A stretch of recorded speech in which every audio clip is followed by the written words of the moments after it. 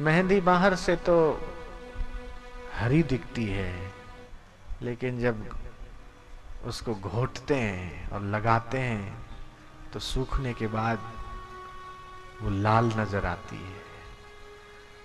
मेहंदी के भीतर लालिमा छुपी है, लेकिन पहली नजर में वो लाल नहीं लेकिन हरी दिखती है। ठीक उसी प्रकार पहली नजर में तो संत भी साधारण ही दिखते, गुरु भी हमारे जैसे ही दिखते, महापुरुष भी अपने जैसे ही दिखते, लेकिन उनके भीतर का जब ज्ञान हमारे भीतर लगता है, छूता है, और जब ध्यान योग में हम अनुभव करते हैं, तब पता चलता है कि उनका क्या प्रभाव है, उस ज्ञान की क्या कीमत है।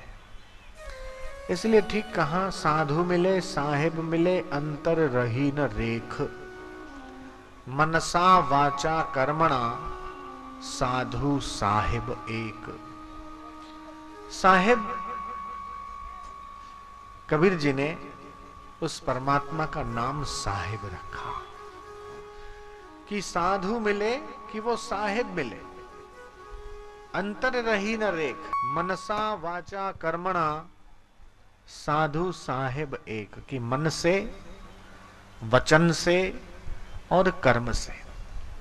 मैं तो यह कहता हूं कि जो साधु की महिमा है, जो सदगुरु की महिमा है, वो भगवान की गरिमा और भगवान की महिमा से भी एक कदम आगे है। और इसलिए ये कहा कि गुरु गोविंद दोनों खड़े तो किसको लागू, पाए बलिहारी गुरु आपकी जो गोविंद दियो दिखा।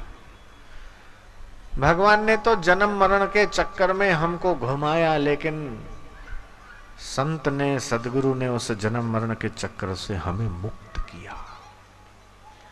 और मैं कहता हूं कि भगवान परीक्षा लेता है और मनुष्य परीक्षा देता है। बोले कैसे? कि जैसे भगवान ने आंख बनाई, देखने की शक्ति कमजोर हो गई, तो मनुष्य ने चश्मा बना लिया, ऐनक बना ली।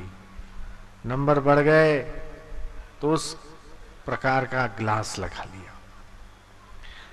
भगवान ने बाल बना दिए तो मनुष्य ने कंघी और कैंची बना ली काटने के लिए। भगवान ने दाढ़ी मूछ दे दी तो उसको काटने के लिए उस तरह खोज लिया। भगवान ने पैर बनाए, लेकिन मनुष्य ने चप्पल और बूट बना लिया। भगवान ने शरीर दिया, मनुष्य ने कपड़ा बना लिया।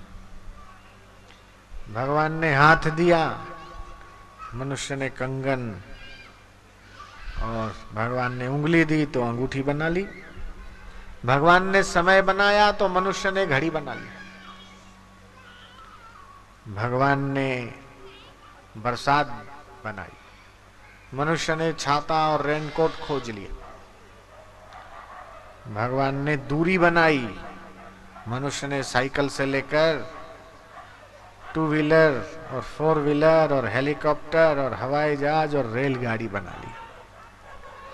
ऐसे ही भगवान ने नदी बनाई, सरोवर और समुद्र बनाए, तो मनुष्य ने स्टीमर, नौका, बोट, सबमरीन, ये सब खोज लिया।